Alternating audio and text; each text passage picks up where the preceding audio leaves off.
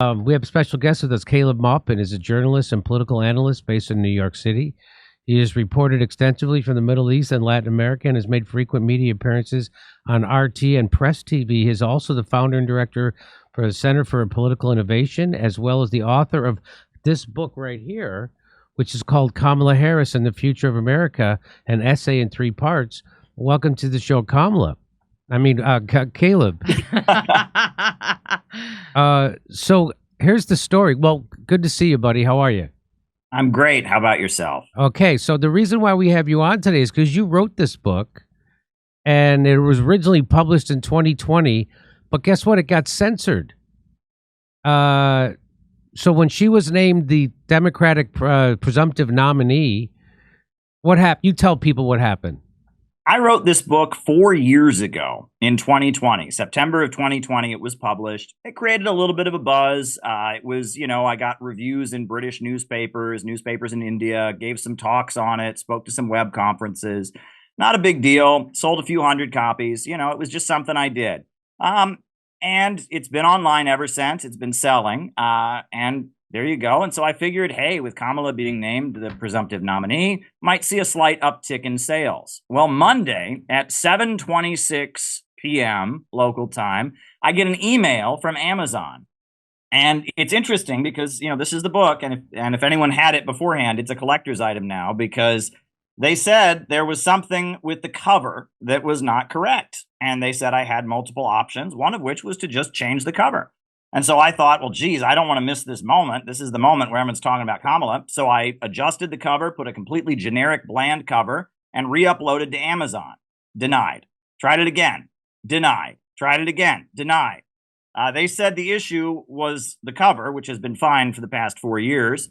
But now it's pretty clear this has been removed from Amazon. It is not allowed to be on Amazon.com, despite being on there for 4 years. And so it appears that my book is not permitted to be on the world's largest bookseller. This ultra monopoly has removed my book, and it just so happens to come the day that Kamala Harris is named as the presumptive nominee. And I think it looks like censorship to the world. It's got pretty good reviews. So that's what it used to look like up on Amazon there. Got 4.5 stars. Look at that. So, but now if you go there, that's what it says. Well, and that's the other thing. Usually, I have a number of books on Amazon. If you have a book up and there's some kind of snafu with it, generally what happens is that it remains on the page, but it says not available at this time, currently not available until you fix whatever the issue is. But this book has been scrubbed. It's like it never existed on Amazon.com. It's just completely gone. I'm blown away.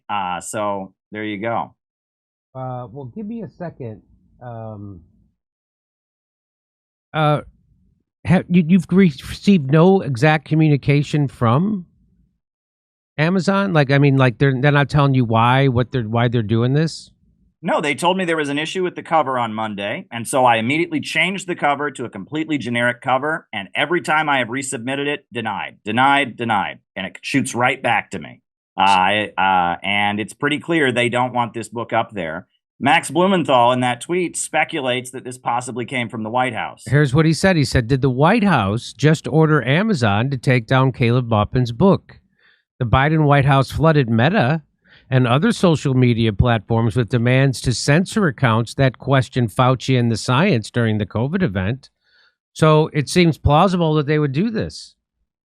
Indeed. And I'm quite surprised because I've been working with Amazon for quite some time, and it's been up for 4 years, and there's never been an issue. And then they remove it right then with a very strange explanation, claiming it's something about the cover, which I immediately fixed. And then they still won't allow it to go up. Very, very interesting. Now, and I do want to say, this book is not a partisan hit piece on Kamala Harris. I mean, it's not positive on her, but it's about a lot more than Kamala Harris. It's about American politics. I go into a lot of different things in the book. I'm not, just going to write, one of these things where you throw everything but the kitchen sink at her. I make some very clear points. It's called an essay in 3 parts. And I basically use Kamala Harris to make 3 points about American politics, to make, to explore 3 different, aspects of what I learned from doing research on Kamala Harris.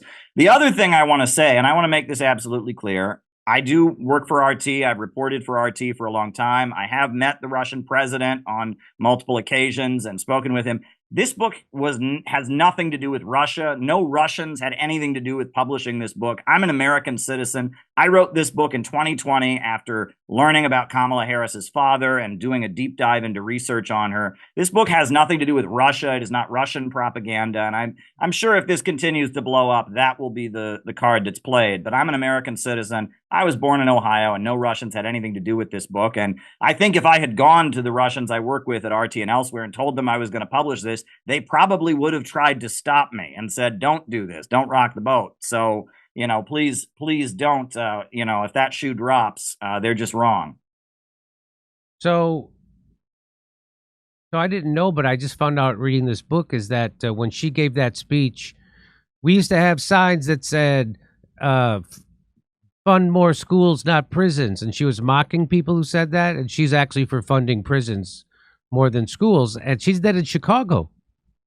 Yes, it was at the Chicago Ideas Forum in 2013. And she began her speech by strutting around the stage in this mocking voice saying, build more schools, less jails, build more schools, less jails. And she's making fun of people that oppose it. Her record as prosecutor in California is horrendous. 2004, Kevin Cooper was hours away from getting the death penalty by lethal injection. They wanted DNA evidence to make sure he was actually guilty of the crime. And Kamala Harris's office moved to block the acquiring of DNA evidence. Now, they were overruled. The execution was stopped. But this man was hours away from dying. They want DNA evidence, and her office moves to stop it. And she tells the New York Times, I feel awful about it. Well, that's great. She feels awful about it.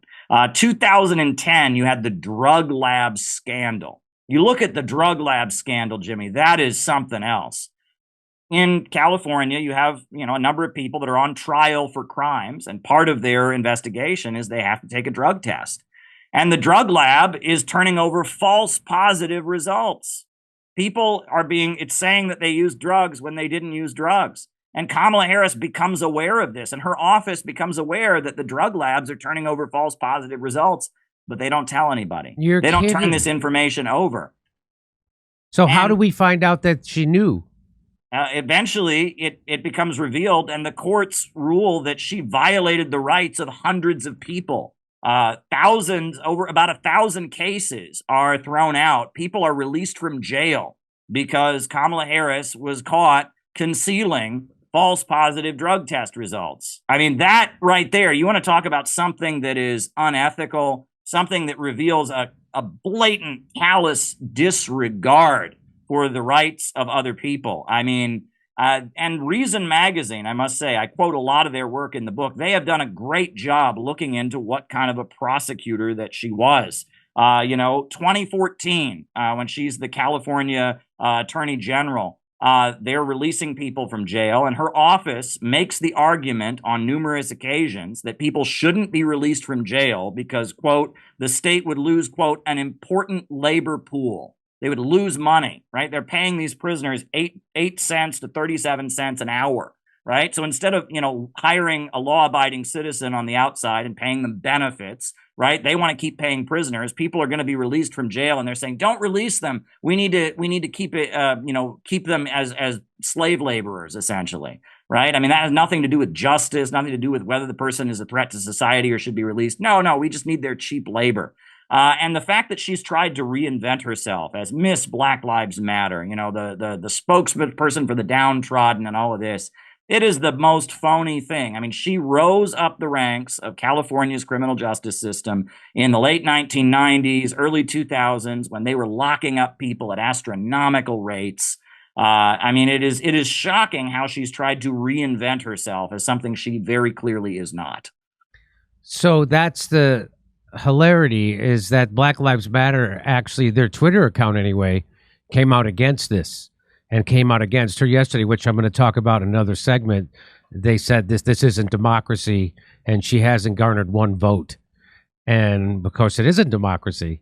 What other things? What other shocking things would people find out if they were able to buy this book at Amazon? Where are they able to buy it now? Is there any It's place on else? Lulu now, which is an alternative to Amazon. You can go to Lulu right now and you can buy it. I posted it on Lulu with a generic cover. It's up there. People can buy it on Lulu, and people have been buying it. People are wondering what is so shocking in this book about Kamala.